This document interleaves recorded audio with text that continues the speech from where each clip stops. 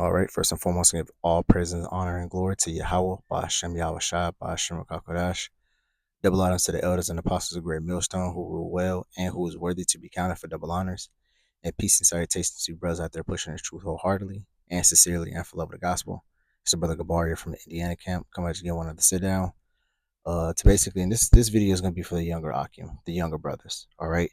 Um, and this isn't no boasting video. This isn't a video to make make yourself feel good and feel like you're in some type of authority, or make you see yourself in some type of position above. Right, this whole video is to tell brothers to play their role. All right, and don't be uh um insulted, or don't be feeling some type of way when the elders of your camp, or the older akim of your camp, or the brothers that's over you in your camp tells you what to do. All right, because majority of the reason for I want to say a good 9 times out of 10 of for the reasons why they're telling you what to do is because, one, they probably see something, or two, they're probably trying to prevent something from happening.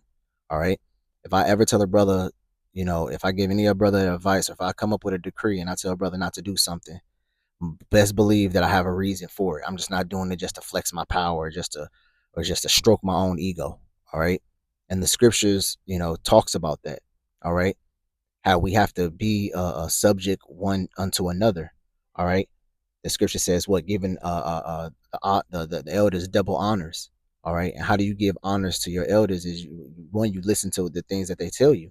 All right. There's a lot of things that our apostles and the elders of our camp tell us things that to do, and guess what? You might not even understand why they're telling you. You might not even get to, like, oh, well, that don't make sense. I don't get it. Why? Why? It's not hurting nobody. But let me ask you the same question. If you for you brothers out there, if y'all got kids, if you tell your child to do something, do your child has to understand in order for them to do it, or do sometimes you just want them to follow it because they can't see what you're telling them to do? You know, sometimes the things you tell your children to do, they might not even process why they're doing it for X amount of years on end. We don't Now we understand it now because we're adults. But when you're a kid, you don't understand why I gotta take a bath every day, why I gotta why I gotta clean my room up. It's my room. I don't care how my room look. But you understand that, guess what? Earlier in life, when they become adults, those traits is gonna stick with them. So they're not gonna be a sloppy individual when they grow up. They're gonna actually have good manners when they go into other people's houses. See, you can't explain this to a child, because a child is gonna go over their head.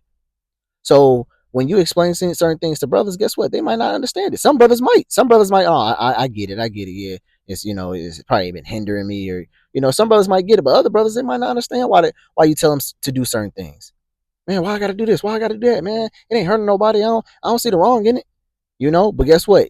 Just because you don't see the wrong in it doesn't mean that there's a wrong that might potentially be there, or there's a wrong that's already festering, and another brother can see it. A lot of the things that we go through, a lot of things that we do in our day-to-day lives, we might not be able to see it, or we might gloss over it. But when a brother who's not used to that see it, he might call you out for it. He might say, hey brother, hey, let's hey, don't do that. You don't want to get in that type of habit. And he be like, you might like, what, really? I don't think I went that far. But then, let me ask you this, let me say it like this: what crack addict, or what a person that's addicted to something, always, what's the first thing they say? I didn't think it was much of a problem. I can stop at any time. Or I really didn't. If you don't acknowledge the problem, that's the early signs of addiction. You know. So I got a few scriptures right here. We're gonna hop into it. This first scripture I got, this is 1 Samuel chapter 15, verse 22. It says, and Samuel said, hath the Lord as great delight in burnt offerings and sacrifices as in obeying the voice of the Lord. Says, behold, to obey is better than sacrifice, and to hearken than the fats of rams. See, so Samuel was saying, hey, listen, the Lord delights in sacrifices. The Lord loves those things, but for you to obey his word, for where you don't even have the need for the sacrifice, is even better. All right. So sometimes, the elders or the brothers of your camp, or the men that's over you, they will want you to do what they told you the first time, then versus cussing you out. Now I will be the first one to say, listen, I enjoy good cussing out. Of course, it's not pleasurable as you being cussed out. It's hard, but guess what? That's making me better as an individual, because sometimes I need to hear that. Sometimes if it goes too easy, I'm like, man, this thing's going too easy, man. I need to hear I'm doing something wrong, so I can refocus, so I can get get myself back on track. And a good cussing out will have you do that. You know, When a brother or elder's laying into you, hey man, you fucking off and you need to do this, man. You need to do that more, man. What the fuck is you doing? And you need to stop being so lackadaisical with the Lord, man. For the Lord, take you up out of here. Sometimes, Jake need to hear that. Now do we delight in that? Do we delight in the sayings of that and get it on brothers' cases? No. But at the same time, if Jake just do what's intended to and what's required for them to do in the first, then guess what? There was no need for the cussing out. So that's exactly what Samuel was saying. Listen, if you'd have just did what the Lord told you to do, you wouldn't have no need for a sorry, or you'd have no need for a Khan or a Salakia. Our elder at camp said, guess what? A Salakia ain't gonna always get you out of trouble. You know, a Salaki ain't always gonna be okay. A tap, no. Sometimes a Salakia might make the elder even more mad because he always hearing you saying Salakia, bro. Just do better, you know. This is Hebrews chapter 17 and verse. It's Hebrews chapter 13 verse 17. It says, "Obey them that have the rule over you, and submit yourselves, for they watch for your souls, as they must give account, that they may do it for joy and not with grief, for that is unprofitable for you." See, so what it says what, man? Obey them to have the rule over you. So if you have a brother that's over you, man, you shouldn't look at that brother disgust, give that brother a hard time, because guess what? At the end of the day, he's just doing a job. Because most likely he has brothers over him that he has to report to and let things and let he has brothers over him that he has to report to and let them know that what's going on, man. It's all a ranking order, man. And guess what? If everybody does their job and everybody does what's required of them, guess what? It just makes the body and the well-oiled machine run that much more smoother, man. All right. But as soon as you have that one fuck up, the one that's kind of just ain't doing shit, the lackadaisical, the wallflower, the one that just got his hands in his pocket, always on his phone. What Elder Yashua say, man? He's the last one at camp, but the first one to leave when camp was over. You know, he said, you look up, you see you see the bottom of his shoes walking away. It's like it's like yeah, man. You see he late to camp, but then as soon as camp was over, like not a millisecond later, you see the bottom of his shoes. You see his bottom of his shoes getting into his car driving away. You know, if you do your job, if you be on top of it, then guess what, man? It just makes everything that much more easier, man. And as a man, and I speak for myself, as a man who has men above him and below him, hey, it's not a easy task to keep up with a lot of men. It's not an easy task to get on brothers. But guess what? You understand you got to do it because you have a job to do. And like it says what? To give an account that it may be to do with joy and not with grief. See, you want to do it with joy and not with grief, man. You know, First Peter chapter 5 and verse 5, it says, "Likewise, ye younger, submit yourselves unto the elder. Yea, all of you be subject one to another, and be clothed with humility. For Yahweh resisteth the proud, and giveth grace to the humble." See, it says what? The younger, submit yourselves unto the elders, man. And that word submit to we can be up under, be up under tutelage. All right. Your elders are your teachers. They're your guys. They're the ones who's been pushing this truth for 10 plus, 15 plus, 20 plus, man. Hey, the elder of my camp is pushing 20 plus years, man. You know, he's pushing almost in there 20 plus years in the faith, man. Going on the highways and byways, 20 Passovers. You know, it's almost he's almost right there. So so the things he has to say to the camp, guess what? He's just not talking just out the side of his neck, or he's not just talking just to say something. He's talking from experience. He's telling you stuff that he's probably witnessed. He's telling you stuff, that things that he's seen with his own eyes. And guess what? He has men up over him that's been in the truth 20 plus or pushing 20 plus, man. Especially, and I'm in Indianapolis, and we're Indiana is probably one of the most Indiana is one of the first camps to spring up when the apostles came on the platform of YouTube. All right, Indiana was one of them. Chicago was one of them. Atlanta, Texas, Detroit, Jamaica. What else? Las Vegas, Miami. These camps were one of the first camps being brought up. They're these. So the elders of these camps are pushing 20 years, man. because the apostles came on YouTube platform back in 27 in 2007. All right, give a couple years around 2008 when basically the Lord had a mass awakening. You know, so right when so right like probably the summer of 27 of 2007 and 2008 is when a lot of these camps started to form. Me myself, I came in at 2009. You know, so a lot of the elders that you see a part of these camps, they know what they're talking about, man. They're in 2027, which we're finna be in 2025 right now. So in less than in about 2 years, these elders of these camps has been pushing 20 plus years, man. So these elders know what they're talking about. They can see certain spirits that's in brothers. You know, the Lord wouldn't have them dealing with this truth for so long if they didn't know what they were doing. You know, just like a regular job, man. If you don't know what you're doing, you think you're gonna get a promotion. You think you're gonna stay in a position that you're in. No, if you don't know what you're doing, you're gonna get pushed aside, and it's somebody else that knows how to do the position is gonna be put right there. If you don't know how to manage and you're a manager, then guess what? You're gonna get pushed to the side, man. And a rightful person is gonna be put there, man. All right. It says, "Yea, all ye." It says, "Yea, all of you be subject one to another." Because guess what? Just like you are subject unto the elders are subject unto you. All right. Because the elders, with the things that they do, they're ministering unto you. They're serving you by them going on the highways and byways, giving up their bodies as a living sacrifice, teaching.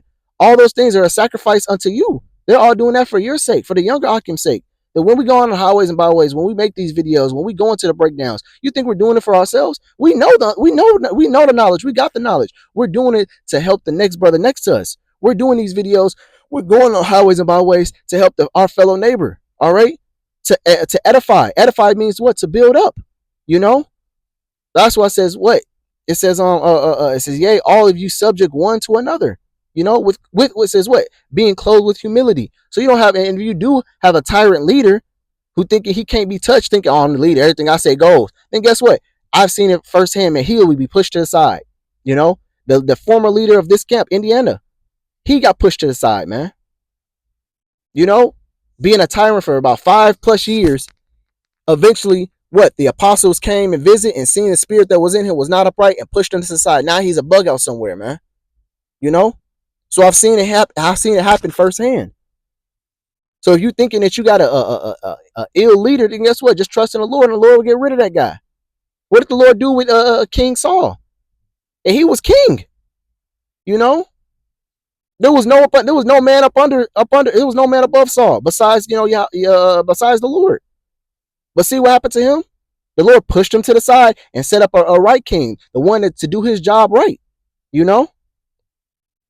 All right, this is Philippians chapter 2 and verse 12. It says, "Wherefore, my beloved, as ye have always obeyed, not as in my presence only, but now much more in my absence." It says, "Work out your own salvation with fear and trembling." See, so sometimes, man, you're not, and that's another thing too, man. You want to be a kiss ass, man, or somebody that just wants to do right when eyes are upon them. You the super duper Israelite when it comes to camping, when it comes to Bible study. But when nobody's looking at you, you know, you being a half-asser, or you're not doing what's required to you, or nobody doesn't hear from you. All right. Here is Paul saying what? It says, "Therefore, my beloved, as ye have obeyed." See, you not only have you obeyed in his presence, but more so in his absence. You know, if the elder of your camp give you a decree, "Hey, brothers, stop wearing slides everywhere. Wear closed-toe shoes." Then guess what? You're wearing closed-toe shoes everywhere, man. Or you're not wearing the slides as much as except for around the house. You know? And you be like, "Man, God don't know what he's talking about. I'm gonna wear slides anyways. He don't see me." You know? And if you rocking in that type of spirit, man, guess what? You assume to be put up out. All right? You're assumed to be getting rid of. Because guess what? You be leaving that, yeah, just because your elders don't see you, guess what? The Lord sees you. And guess what? Most likely the Lord gave that decree to the elder to make that decree. So when you hear the decree, when you hear something coming out, you shouldn't be like, "Oh, he just mad," or why he so upset about this, or why he so upset about that. You really should be looking at it as the Lord, because the Lord is dealing with the camp. But guess what? He's gonna go to the head first, and then trickle on down. You know. All right, this last one I got. This is Romans chapter 5 and verse 19. It says, for as by one man's disobedience, many were made sinners. So by the obedience of one shall many be made righteous. See, so just showing you that one man disobedience, which we are, which I'm not going to get too far into, the scripture. We all know what it's talking about. But just by one man's disobedience, it made a whole nation, the whole entire world of sinners now. But what? Through his one act of obedience, the one time that he actually obeyed, it's now bringing salvation to an elect group of individuals, to actually a whole entire nation, but first dealing with the elect group of individuals first, then the entire nation. Many was made righteous. All right. So it shows you, man, hey, sometimes if you just obey and just do what's right, guess what? It just makes things that much more smoother.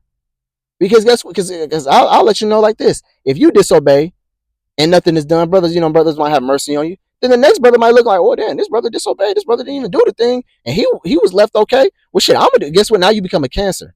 Now you become a hindrance. Now other brothers think they can get away with certain things that's not being said, and now guess what? I'm stretching the scripture. Like I said, we know what the scripture's talking about, but I'm showing you that how your one disobedience can affect the camp. It can be a cancer. It can be a schism to the body, and what you don't want to be. Like I said, like I always say, man, you don't want to be the one who gets made an example of. All right. So, man, hey, if you take anything from this lesson, all I'm saying is, if you have men above you, honor those men. Make their jobs easy as possible. And if you have men below you, minister. Watch out after them. Watch for their souls. Be proactive in their day-to-day walk, man, because you're above them for a reason. You're above them because you're the Lord. Hey, let me get this one scripture.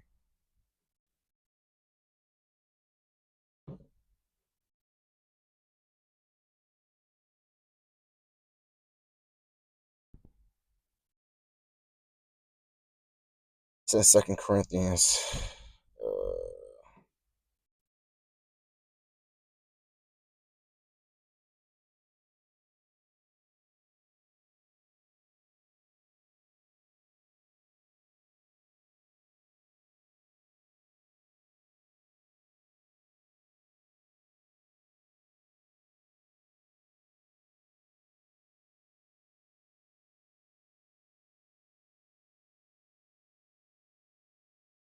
This is 2 Corinthians chapter 12 and verse 18. It says, but now hath Yahweh set the members, every one of them, in the body as it hath pleased him. See? So you're where you're at because it pleased the Lord for you to dwell there, man. If the Lord wasn't pleased for whatever position that you're holding, then guess what? The Lord wouldn't have you right there. But the Lord puts you right there to what? Because he probably sees potential in you. Or he probably wants to put you right there for you to grow. What job did King David have before he was king? And did he do it with his utmost best hand? He put his best hand at that. He did it to his to the fullness of his strength. He wasn't lacking because he had it's just a mediocre. It's just watching sheep. It ain't really nothing like that. No, he put his best foot forward. And if you can be the best version of yourself in that office, then guess what? The Lord will elevate you. The Lord will put you where you desire to be. All right. But if you don't, if the Lord keep you where you at, then be the best whatever the Lord has you at to be, man. Because guess what? You're beneficial to the body. That's everything that we strive to be, man. Be beneficial to the body, to be a benefit to the body. Not being hindrance, not being a schism, not being cancer, not being something that's holding the body back. We all have the same goal. We all have that same penny. We all should have the same mindset. All right. And if we all have the same mindset and have the same goals and the same drive, then we should all move as one unit. All right, as what? A body, So like I said, Lord, if this video was edifying, like I said, man, it was just an exhortation to you younger brothers out there and you older brothers, who just need to hear it. All right, but like I said, Lord, if this video was edifying for you brothers out there. Until next time, shalom.